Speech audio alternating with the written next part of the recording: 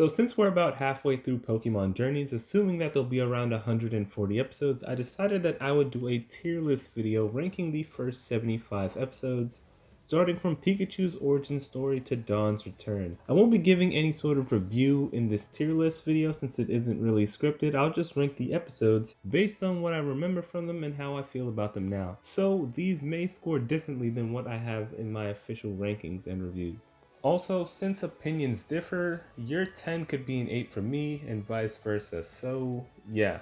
So with my intro out of the way, let me begin by explaining my tiers and how they work. Starting with the 10 out of 10, this is obviously one of the best episodes, and then a 9 out of 10 is a great must watch, and then an 8 out of 10 is good, a 7 out of 10 is average, a 6 out of 10 is watchable / entertaining, a 5 out of 10 is decent, a 4 out of 10 has nothing to offer / skippable. This would basically be like a filler. And then a 3 out of 10 is bad, a 2 out of 10 is a waste of time, and a 1 out of 10 is a waste of money to even animate. So with my tier list explained, let's begin. So starting with episode 1, this was Pikachu's origin story, and we also got introduced to Go and Chloe in this episode, and we found out why Go wants to catch Mew. I would say this was an interesting start to the series, and I wasn't really mad at how it started. I know a lot of people prefer the traditional approach, I guess they would have preferred Ash starting in Galar, but I don't mind this start for the series, and I thought it was pretty cool how they explained Pikachu's origin story without even saying anything in the episode, or with Pikachu at least. So next is episode 2. This is when Ash finally meets Go, and they decide to become lab assistants. This was also a good episode, so it's an 8 out of 10. Next is the Ivysaur episode. This is where Ash and Go kind of had that conflict, where Ash was saying they should help Pokemon and Go was saying that you should just let them be so that they can evolve themselves. And I thought it was a pretty interesting concept, and I thought the series would follow through and we'd see more back and forths with Go and Ash, discussing like nature versus nurture. But we haven't really been getting that, but that was a nice episode, so this was also a good episode. Next we have, I guess, the first trip to Galar and us meeting Scorbunny. This was an average episode. I don't remember too much about it, so I'll just leave it here for now. Next is the second episode in the trip to Galar. This is where Go caught Scorbunny, I believe. This was another average episode. This episode, what is this, 6 now? This is where Go decided to catch every single bug-type Pokemon in Kanto, which was really weird to me at the time, and it's still weird how 6 episodes in, this guy who has never caught a Pokemon or has only had one is somehow able to catch every single bug-type Pokemon in Kanto. So yeah, I'll put this in a 6 out of 10 range. Next, episode 7. This is probably my first favorite episode of the series. This episode really showed off how strong Ash was since becoming champion. And Ash was completely dominant in this episode, winning the Battle Frontier easily. So I'll actually put this in a 9 out of 10. Next we have episode 8, the return to Sinnoh. I have high expectations for a Sinnoh based episode, and this one had nice references to Brock and obviously Dawn's Piplup, but I'd give it a 6 out of 10. Next we have the Ho-Ho episode. This one wasn't as great as advertised, but it was still a decent episode, so I'll put it in the 6 range.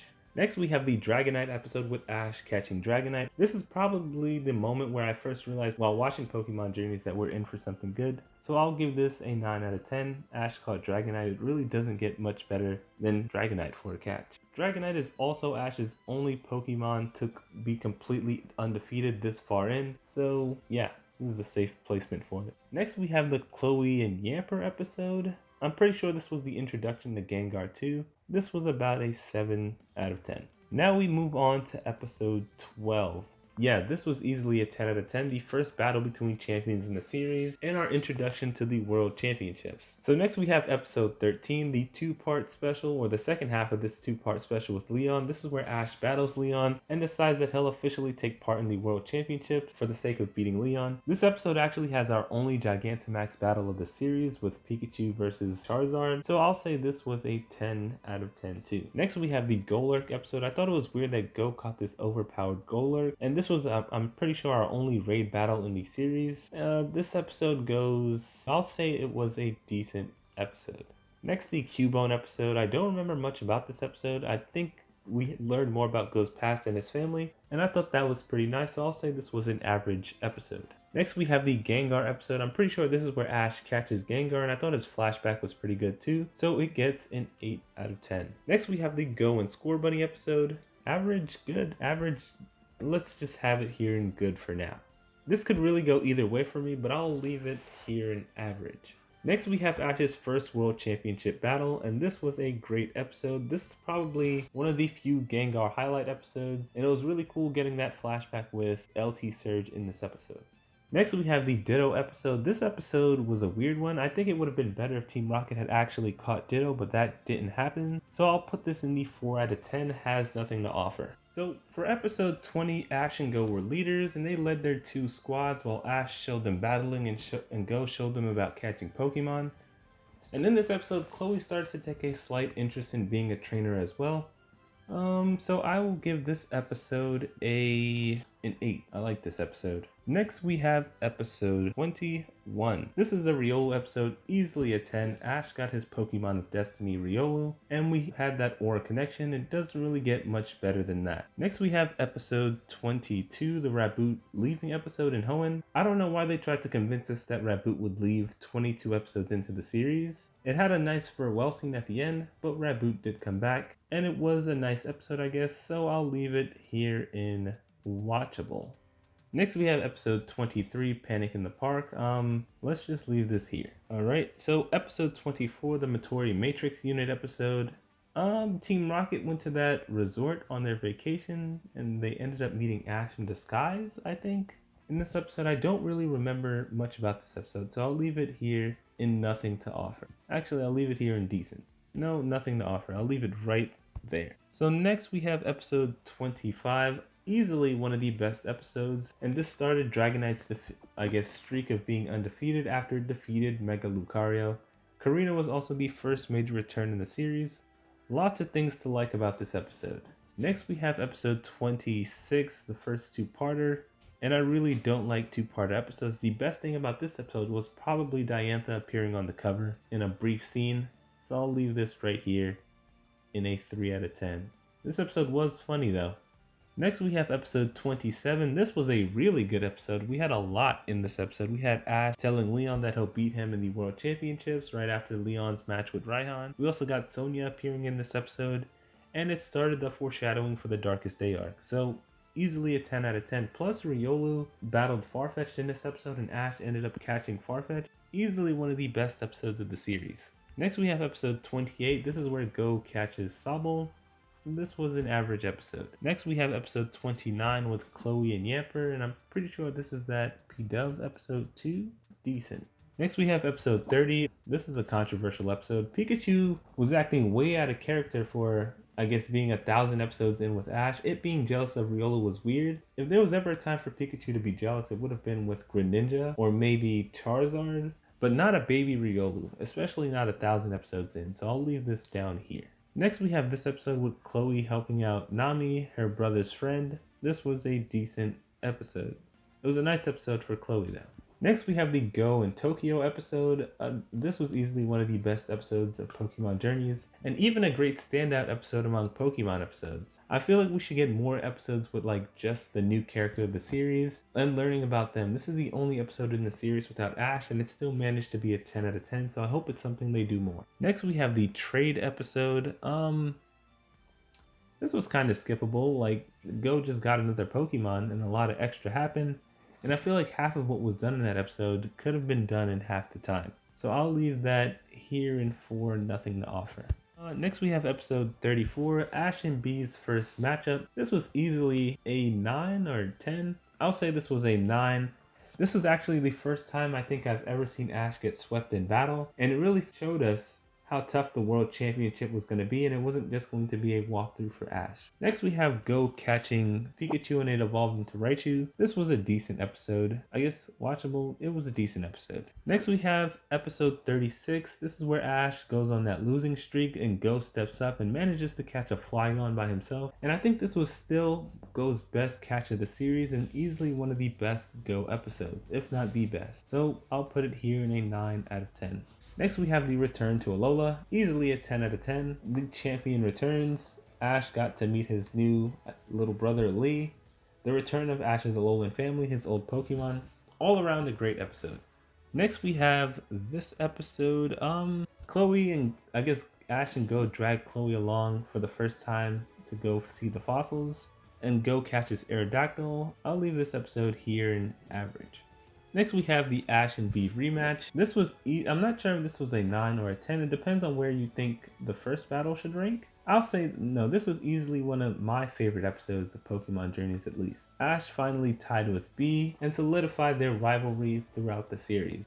Next we have episode 40, Go battling Zapdos. This was easily another one of Go's best episodes because this is how Go should interact and try to attempt to catch legendary Pokemon. First he caught the Flygon and he used that same Flygon in this episode to try to catch Zapdos, so really enjoyed that episode. Next we have episode 41, a two-parter. This, we might have our first 2 out of 10, a waste of money to even animate. Or I guess it was just a waste of time. Not a waste of money to animate yet, just a waste of time. So for episode 42, this is the start of the Darkest Day arc, and this was a pretty good episode. I really like the setup in this episode. 9 out of 10. Next we have Go's Gigantamax battle, and we got lots of lore in this episode. It was a really good overall episode, 8 out of 10. Next, the Darkest Day arc continues, and this is the third part, I believe. It was either this episode or the last with all the flashbacks. I'm pretty sure it was this one, and I'll be giving it a 9 out of 10. Next, we have the finale to the Darkest Day arc, easily one of the best episodes of the series, and a great climax overall. We got Raboot evolving into Cinderace, and Ash's Riolu into Lucario. Next is the Mewtwo episode. I'm pretty sure this is the second back-to-back 10 out of 10. The first was these two up here, episode 12 and 13. And yeah, this episode had Ash and Go stating their goals and that epic battle with Mewtwo. So for episode 47, we had the eating contest. I mean, it was nice to see Krissa/Kikuna's personality, but nothing really happened in this episode. Just had nothing to really offer. So 4 out of 10. Next, episode 48, the Mech Pikachu episode. I mean, it was a pretty cool concept that they didn't really focus on at all. So put it here in nothing to offer. So now for episode 49, this is where Chloe catches her Eevee, her special Eevee, and we get the start of Chloe's journey as a trainer. This was a great must-watch episode.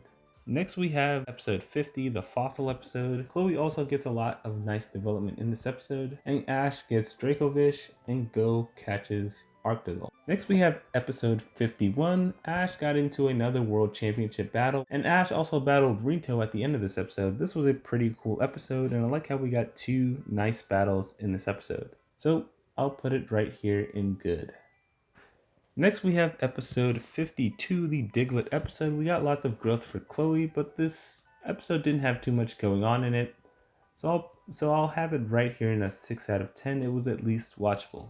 Next we have the second controversial episode of the series, maybe even the third. There's lots of questionable episodes in Pokemon Journeys. The Suicune episode. Now, my thoughts on this hasn't changed. I still think this was the cheapest catch of the series. Like, this isn't how you should go about catching a legendary Pokemon. I understand the context in which it happened, but it was still strange nonetheless, and it was a rushed opportunity. I don't know why they were forcing Go to have a legendary 3 episodes in, but yeah, I'll leave it right here in decent. Next we have episode 54, the Sobble character development episode. This is what set up what later becomes Sobble's evolution, so I'll say this was a good episode. Next we have episode 55, Chloe meeting Galarian Rapidash. I really enjoyed this episode. The only thing that would have made it better is if Chloe actually caught Rapidash. So, I guess Ponyta actually, so I'll leave it right here. We also got Opal in that episode, which was pretty cool. Next we have episode 56, the start of the Farfetch'd arc with Ash meeting Wokestrom of the Elite Four of Kalos. And this was a really good episode. I'll leave it right here in 8. I really wish we had gotten an actual battle with Ash versus Wokestrom, but this was pretty good too. Next we have episode 57, the Psyduck episode. I mean, this is another nothing to offer skippable episode, even though it wasn't bad. Next we have episode 58, another 2-parter. And this was probably the worst 2-parter. It wasn't entertaining or funny in the least. And this is the first episode I will say was a waste of money to even animate. Literally, they could have done anything else. Maybe instead of this, save the budget for that episode to give us a longer Iris episode later on. Or maybe a third Dawn episode. Literally anything but that. Next, episode 59. This is where Go caught Grookey. and Ash was robbed of the grass starter again. I'm only half joking. Ash has missed his grass type starter twice now, but I guess I still prefer Ash having his current team over, I guess, having a Grookey he'd have to raise from 0. So I will put this in this was, I guess, an average episode. Next, episode 60, Ash versus Rinto in an official World Championship battle. This was a great episode and ended with Farfetch's evolution and ended its arc perfectly. This is a 10. So next we have the Plusle and Minun episode. This was a waste of time to watch, filler. Next we have the episode where Sobble evolves into Drizzle. This happens somewhat randomly, but obviously they foreshadowed it in a previous episode, so I can't say it was bad, and I really like how the episode ended with that scene with Go and Drizzle, so I'll give this episode a 9 out of 10. I think that's actually higher than what I scored it originally, but I still really enjoyed this episode, especially the ending. Next we have the first episode where Chloe searches for her evolution, and it's the Vaporeon episode. This was about an average episode. It was good for Chloe though. Next we have the Absol episode. This was a decent episode, but I'm still questioning why Flannery wasn't in this episode. It was still a good episode though. I'll have it as a 6 out of 10. Next, episode 65. Well, that was a straight trip to the top. Episode 65 might be the best episode out of one of the best episodes. I think episode 65 might be my favorite episode of the entire series. The only other one that comes close is the Alola episode and maybe 27, 12, and 13. So yeah.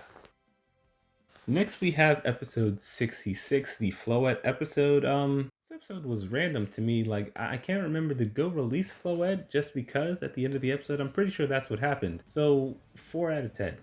Next we have episode 67, Suspect Pikachu. This episode was actually hilarious, and I thought the whole episode was funny, so I'll leave it right here in a 6 out of 10.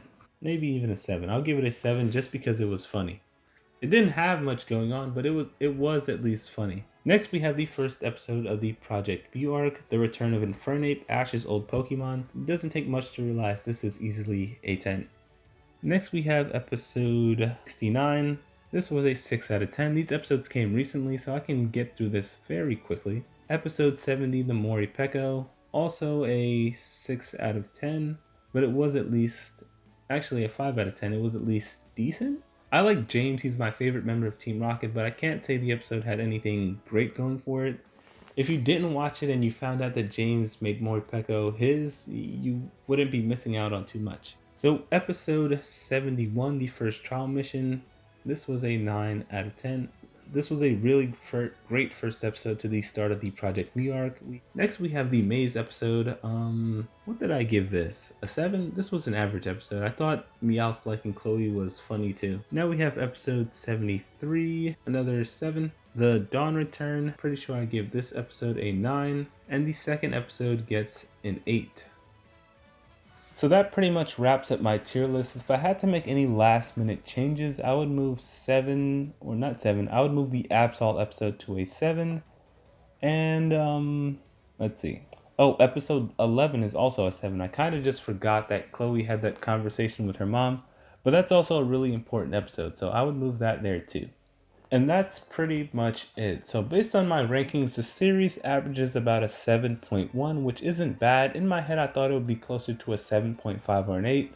But that's probably just because of the recency bias, since the series has really picked up with all the returns and back-to-back great episodes. One thing I'd like to see more of in the series is battles, but I think it's kind of too late for that now, especially since Ash is ranked 64 in the World Championships, so he isn't too many battles away from Masterclass. I would also like to see character returns last a bit longer. I think Iris's return should have been at least 2 episodes, and Dawn's return should have been at least 3, so hopefully when May and everyone else returns, it doesn't feel too rushed. But with that being said, that pretty much wraps up my tier list in this video. Let me know what your top 5 episodes are so far. I'll leave a link to this whole tier list so that you can make your own. But let me know what you thought of this tier list and give me, like I was saying, your top 5 episodes in the comment section below. If you enjoyed, be sure to like, subscribe, and share. Thanks for watching, and bye.